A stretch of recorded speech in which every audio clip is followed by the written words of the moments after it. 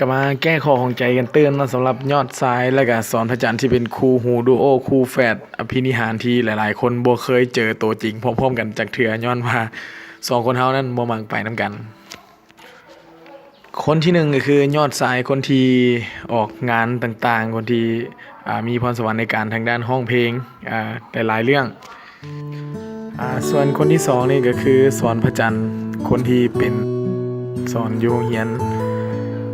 มันก็สิมีบุคลิกที่แตกต่างกันสำหรับการแต่งตัวบ่หรือว่าอหยังประมาณนี้เนาะก็อยากให้ทุกคนนั้นอย่าสู้พากันหลง